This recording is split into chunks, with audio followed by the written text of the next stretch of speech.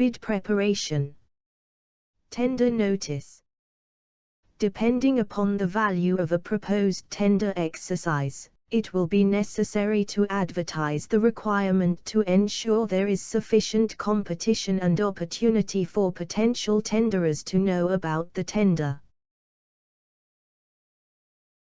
Letter of invitation. The letter of invitation, as the name suggests, invites firms to submit a tender for the requirement. It will outline the basic information relating instructions to tenderers. As the title suggests, this document outlines what the tenderer is expected to do when preparing its submission. The document will contain both specific instructions and can also provide contact details etc. should these be relevant to the requirement. A typical document will include the two main sections: an introduction followed by the instructions on completing the tender that will include, inter alia, a list of the documents that are to be completed, signed and returned.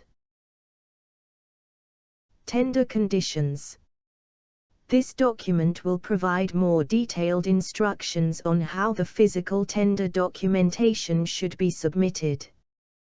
With the increasing use of electronic methods to submit tender documentation, this document is important to ensure that the tenderers know what is expected to ensure that their tender is accepted.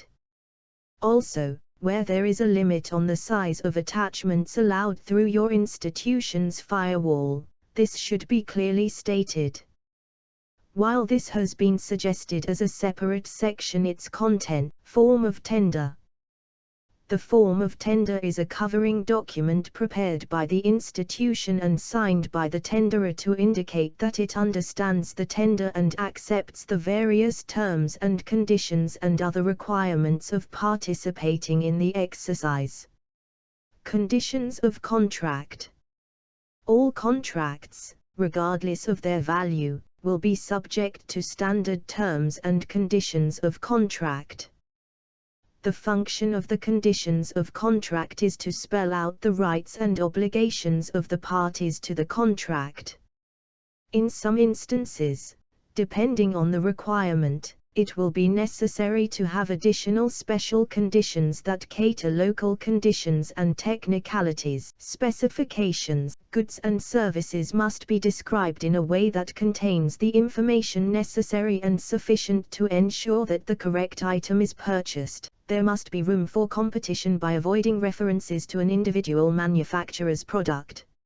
For example, rather than asking for 10 tins of Heinz baked beans, the requirement could be for 10 tins of baked beans in tomato sauce. The suppliers will then submit prices for various brands and a decision made based on award criteria that consider a combination of the prices and quality of the products offered. Drawings. Drawing is a form of visual art that makes use of any number of drawing instruments to mark a two-dimensional medium. Drawings show what is to be built in terms of layout, dimensions, space allocations, etc. Construction drawings are the main basis for defining required construction activities and for measuring quantities of material. It also requires a thorough examination of the drawings. All notes and references should be read carefully, and all details and reference drawings should be examined. Bill of quantities. A BOQ usually contains information to do with a particular construction project as well as measured quantities from the various drawings in accordance with a standard measurement code such as the agreed rules of measurement. This document will subsequently be priced by contractors and used throughout the construction project for valuation and cost control purposes. The Bill of Quantities provides vast amounts of information about a particular building project and also includes a detailed breakdown of each item of the proposed work. A Bill of Quantities is firstly a tender document and secondly a contract document which is prepared in accordance with established codes of measurement and conditions of contract provisions. Each Bill of Quantities should contain certain basic information and be presented in a recognized format so as to facilitate ease of use. Quantity estimates are used as a basis for purchasing materials, for determining equipment, and for determining manpower requirements. They are also used in scheduling material deliveries, equipment, and manpower.